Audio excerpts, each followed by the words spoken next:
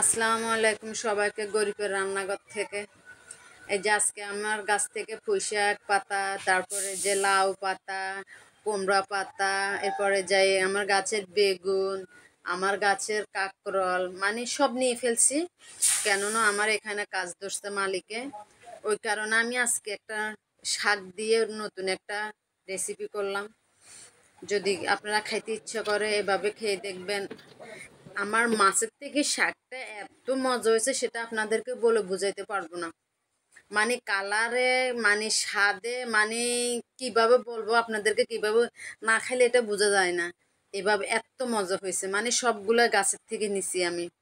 আলহামদুলিল্লাহ, সব আমি আজকে অনেকগুলা ভাত খাইছি এগুলা দিয়ে। তো আপনাদের যদি খেতে ইচ্ছা করে এভাবে করে খেয়ে দেখবেন। আমি সাথে কাঁকরোল দিছি, বেগুন দিছি, পুঁইশাক দিছি, লাউ পাতা দিছি, কুমড়া পাতা দিছি, সব পাতা জড়িত করে।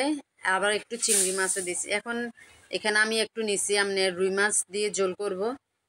রুই মাছ যে সুন্দর করে ধুয়ে নিলাম।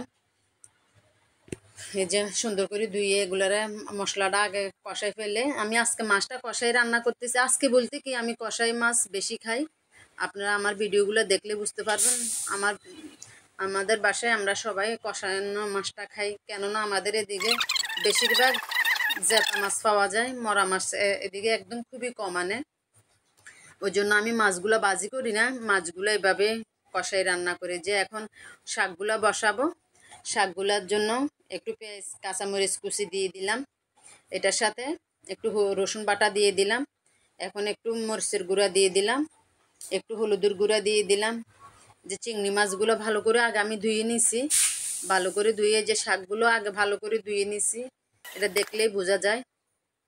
কি আর বলবো আপনাদেরকে, তারপরেও বলে দেওয়া আর কি, না হলে আবার কি না কি মনে করেন। এই জন্য শাকগুলোর কালার দেখেন, আলহামদুলিল্লাহ কত সুন্দর আসছে। যে যেমন কালার সুন্দর আসছে, এমন খেতে এত মজা হয়েছে, মানে এটা বলে বুঝাইতে পারবো না আপনাদেরকে, এত মজা হয়েছে শাকগুলা। তো এই যে এখন শাকগুলো আমি সব, আমার মাছ শাক দুলটাই হয়ে গেছে।